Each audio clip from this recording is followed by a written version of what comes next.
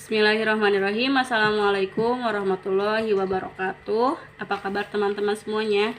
Ya, bertemu lagi dengan Bu Asih di pelajaran Tikom. Silahkan teman-teman menyiapkan bukunya, kemudian membuka bukunya halaman 79 ya. Nah, untuk hari ini kita akan melanjutkan materi yang kemarin ya.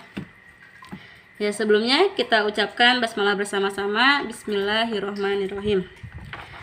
Ya, baik, kita langsung saja masuk ke pembahasan yang pertama, yaitu tentang pengetikan angka ya. Nah, jadi pada keyboard itu ada beberapa angka nih teman-teman. Jadi angkanya itu adalah angka 1, 2, 3, 4, 5, 6, 7, 8, 9, dan 0. Jadi apabila ada pertanyaan angka yang terdapat pada keyboard itu apa aja, nah teman-teman bisa menjawab dengan 1, 2, 3, 4, 5, 6, 7, 8, 9, dan 0 ya. Nggak ada angka 10 di keyboard itu ya, adanya angka 0. Nah, ini adalah tampilan dari keyboard yang terdapat pada program komputer ya. Nah, namanya itu adalah on-screen keyboard ya. Ini adalah program yang disediakan oleh komputer ya. Apabila misalnya komputer teman-teman ada yang rusak salah satu hurufnya, nah, bisa menggunakan ini on-screen keyboard. Nah, apabila keyboard yang biasa digunakan untuk komputer, nah di sebelah kanannya ini ada pengetikan angka ya. Bentuknya itu seperti kalkulator ya. Jadi angka 1, 2, 3, 4, 5, 6, 7, 8, 9, terus ada 0 di tengah-tengahnya ya. Seperti itu. Nah, ini adalah kurang lebih dia mirip dengan keyboard pada laptop ya teman-teman. Nah, seperti ini ya. Kita coba praktikkan ya. Angka yang terdapat pada keyboard itu adalah angka 1, 2, 3, 4, 5, 6, 7, 8, 9, dan 0. Tidak ada angka 10, 11, 12. Nah, karena 15 itu gabungan dari angka 1 dan angka 5 ya, seperti itu. Jadi di keyboard itu hanya ada angka 1, 2, 3, 4, 5, 6, 7, 8, 9, dan 0 saja ya. Ya, kita masuk ke pembahasan yang kedua di halaman 80, yaitu tentang penggunaan tombol tab ya. Jadi tab itu digunakan untuk mendorong kursor masuk ke dalam paragraf selanjutnya. Nah, jadi misalnya kita ingin membuat suatu paragraf, nah untuk mengetikkan huruf awalnya itu kita harus menggunakan tab dulu supaya dia lebih menjorok ke dalam ya. Nah, satu tab itu sama dengan 5 spasi ya, jaraknya itu. Jadi ketika teman-teman ingin membuat suatu paragraf, teman-teman harus mengklikkan dulu tombol tabnya, diklik. Kita perhatikan ya, di sini tadi kursor itu ada di depan angka 1 ya. Nanti kita perhatikan angka satunya itu akan lebih menjorok ke dalam ya, akan bergeser apabila kita mengklik tombol tab ya, seperti itu ya. Kita coba sekali lagi ya. Kita klik tombol tab ya, seperti itu ya teman-teman. Nah, itu fungsi dari tombol tab ya. Dia digunakan untuk menjorokkan kursor ya, lebih ke dalam lagi. Nah, posisi tab itu ada di mana? Nah, ada di bawah escape ya, di belakang huruf key, dan di atas tombol caps lock ya. Nah, ini tab, tulisannya itu TAB, yaitu namanya huruf tab ya, tombol tab. Nah, kita akan coba mempraktikkan yang ada di halaman 81 ya, key shortcut. Nah, kita coba yang pertama itu adalah gabungan dari alternatif ditambah dengan F4. Jadi ketika kita menekan alternatif dengan F4 secara bersamaan, maka akan menutup aplikasi atau dokumen yang sedang kamu kerjakan. Nah, ini adalah aplikasi Microsoft Word ya. Kita coba praktikan. Kita mengklikkan alternatif dengan F4 secara bersamaan. Alternatif dengan F4. Nah, ini pertanyaan ya. Ini namanya pilihan ya, teman-teman tinggal memilih saja. Jika ini dokumennya kan belum disimpan, jadi ketika kita ingin meng-close, jadi alternatif plus F4 itu sama dengan ini nih, exit ya, sama dengan exit. Nah, apabila teman-teman mengexit sebelum menyimpan, nah nanti akan ada pertanyaan, apakah dokumennya akan disimpan atau tidak ya, atau dibatalkan. Nah, kita klik cancel aja ya, karena kita masih membutuhkan ini aplikasinya. Kemudian kita coba yang alternatif plus tab ya. Kita klikkan alternatif plus tab. Nah, itu akan memindahkan aplikasi yang satu ke aplikasi yang lainnya. Nah, di sini Bu Asih punya aplikasi yang sedang aktif yaitu PowerPoint. Terus ini Microsoft Word dan ini Windows dan ini nih on screen keyboard ya. Jadi apabila teman-teman coba mengklikkan alternatif plus tab, alternatif dibarengkan dengan tab. Nah, maka akan muncul beberapa pilihan nih. Apakah akan ke on screen keyboard, apakah akan ke Microsoft PowerPoint, atau ke settingan, atau ke ke desktopnya ya. Seperti itu. Nah, kita pakai yang ini dulu ya, karena kita sedang menjalankan yang ini. Nah, kemudian kita coba tombol kontrol plus A ya. Nah, tombol kontrol plus A itu digunakan untuk memblok seluruh tulisan. Di sini kan ada tulisan 1, 2, 3 sampai 0 ya.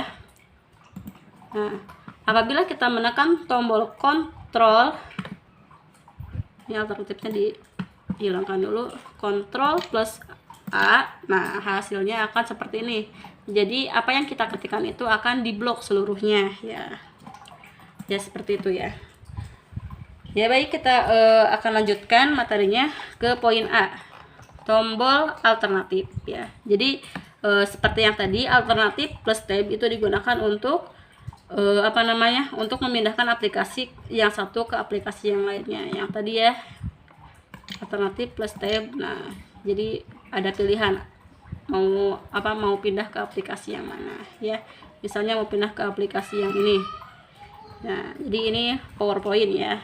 Kita coba lagi. Nah, kita masuk ke sini lagi. Jangan lupa alternatifnya dihilangkan. Kemudian kita masuk ke poin B ya. Nah, poin B itu yaitu tombol kontrol ya, atau CTRL tulisnya ya.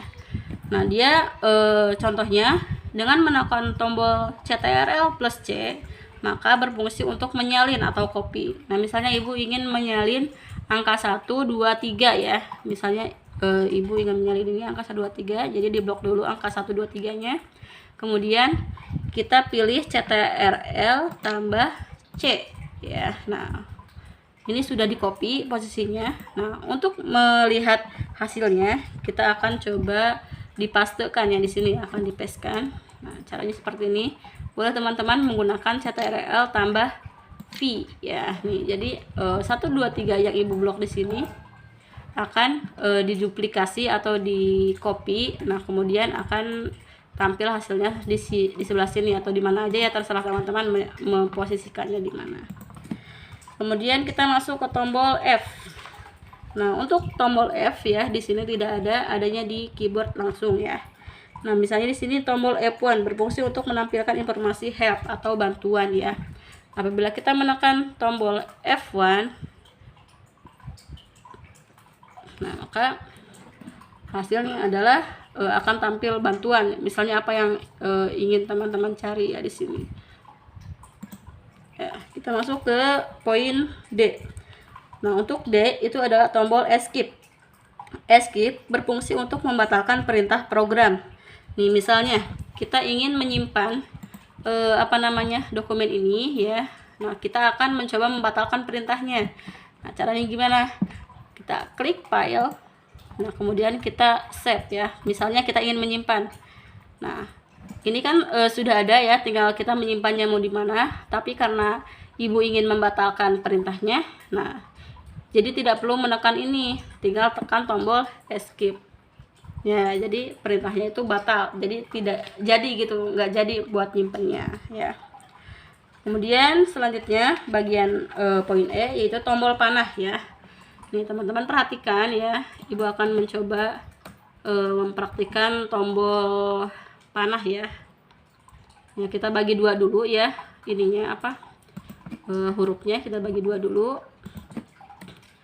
Nah, untuk tombol panah itu tombol panah itu ada 4 ya. Ada panah ke samping kiri, kanan, atas dan bawah ya. Ada 4. Ini misalnya panah kursornya ada di sini, kemudian Ibu ingin memindahkan ke atas. Nah, cukup menekan tombol panah ke atas.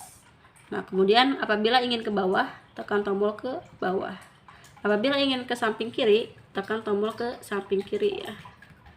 Ya, ini panah ke samping kanan akan ya seperti itu ya. Nah, jadi ada panah itu ada 4. Yang pertama ke atas, yang kedua ke bawah, ke samping kiri, dan ke samping kanan.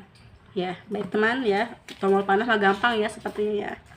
Kemudian kita lanjut ke poin F, yaitu tombol delete ya. Ya, silahkan teman-teman perhatikan di sini ada angka 0 dan angka 1 ya. Ini kursor ini berada di antara angka 0 dan angka 1 ya. Kita coba gunakan tombol delete ya. Hasilnya itu akan menghapus karakter atau huruf atau angka yang ada di sebelah kanan ya, di sini.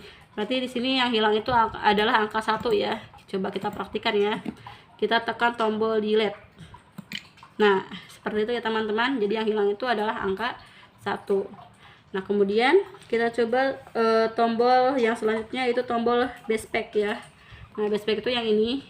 Dia digunakan untuk menghapus karakter atau huruf atau angka ke sebelah kiri. Nah, berarti yang akan hilang itu angka berapa?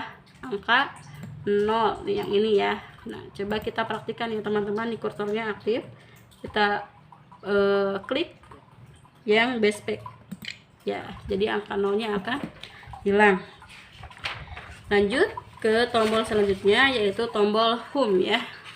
Nah, misalnya kalau tombol home itu digunakan untuk berpindah ke baris pertama saat kamu mengetik.